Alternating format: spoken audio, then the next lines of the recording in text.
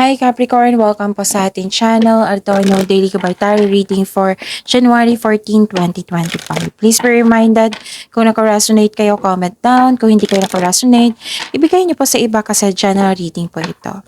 This is for you, Capricorn, ngayon January 14, 2025.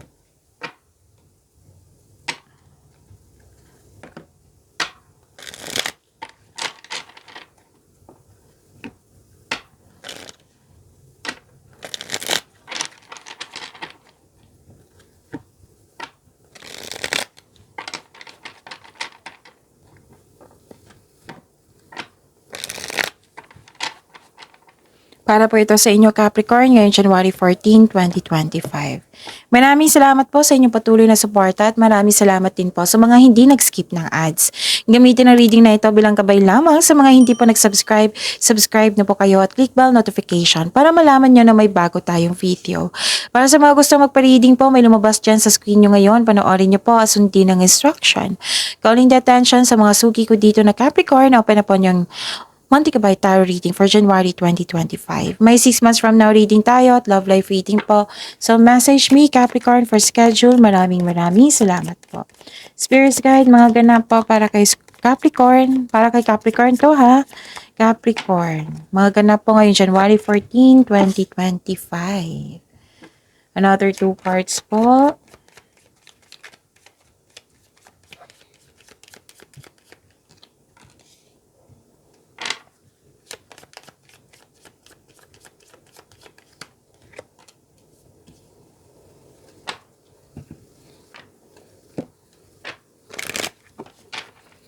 Spirits guide, message po para kay Capricorn ngayon January 14, 2025. I need 2 cards po.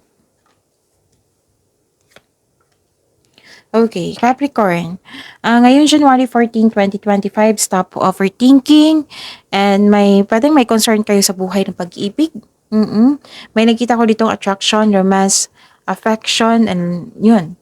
Nakita ko dito na may love, what I meant is loss of connection sa isang tao. Nung nakaraan pa to, Capricorn.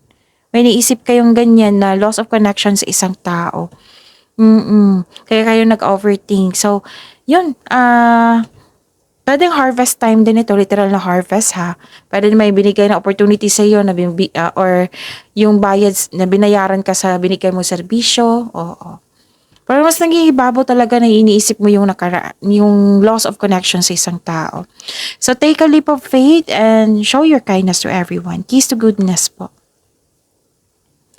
Spirits guide, ano po yung energy ni Capricorn ngayong January 14, 2025?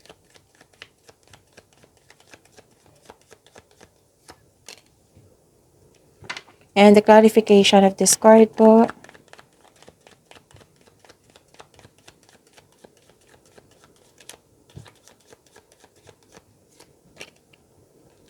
Sa mga may oras dyan, kung gusto nyo po, panoorin nyo po yung 2025 tarot reading nyo, uploaded noong December 16, 2024. Kompleto po iyon from January to December 2025. Bawat buwan may love reading, career, and money reading. So panoorin nyo po, hanapin nyo po sa channel natin, scroll down nyo lang po. Meron din po kayong 3 video recording sa January. Again, visit our channel, scroll down nyo lang po, panoorin nyo po kung gusto nyo po. Kung may narinig kayo, may nakita kayong repeating message, meaning to say, pinupush ng cards nyo yan kasi ang ilan sa inyo hindi pa binigyan ng atensyon. Na kung maaari din po, bigyan niyo po ng solusyon at aksyon. Remember, Capricorn, at the end of the day, alam mo na ikaw lang taong may kakayahan at responsable na gumawa ng sarili mong katotohanan at kinabukasan. So, ano yung energy ni Capricorn? Nakita ko dito na nagkaroon po ng may against sa inyong desisyon. Pwede din may against sa traditional, like tuto sa kasal, tuto sa pakikipagrelasyon, tuto sa pakikipagrelasyon sa taong gusto mo. Basta may tutol dito. Tuto sa tradisyon. So, yun. Hindi pa daw kailangan magalit. So, the advice is take it as a reminder to try to have an open mind and be respectful of opposing viewpoints. Hindi po daw kailangan magalit. And nakita ko dito na nagkaroon po ng new beginning. This is may bagong pag-ibig, unconditional love, new feelings, new friendship. You're taking care of yourself. Yes, lumabas din siya dito sa oracle cards nyo. And yun, pwede din itong may posibleng may parating na job opportunity or new sources of income na maka-enhance sa inyong kaperahan po. So, huwag niyong palampasin ang pagkakataon na ito. Okay? So, yun. Spirits Guide, Career and Money po ni Capricorn ngayong January 14, 2025.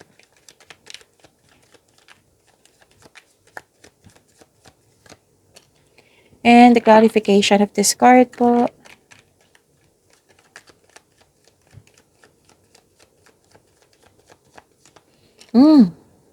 Wow, may tagumpay oh. Dalawang card na po nagsabi dito na may tagumpay. Nakikita ko dito nagkaroon ng recognition, victory, mahigit pa to sa success, may promotion, nagdahil sa inyong kasipagan, may financial growth after a period of struggle, your discipline and hard work are paying off, so enjoy this time. You deserve this. Capricorn. At nakikita ko dito may celebration. Special event, may celebration, may ganap na celebration kasi nabuo na yun na kumpleto o tapos ng proyekto. Basta may celebration, may pagdiriwang. Okay? Spirits Guide, Love Life, Self-Love, Partnership, and Romance ni Capricorn ngayong January 14, 2025.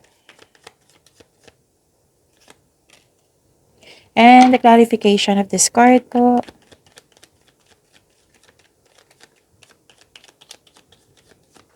Maraming salamat po sa patuloy na tiwala at suporta sa ating channel. At maraming salamat din po sa mga hindi nag-skip ng ads. Okay. Posibleng may hindi totoo sa inyo. May taong nagbabalat kayo dito or nagbigay ng stress sa iyo.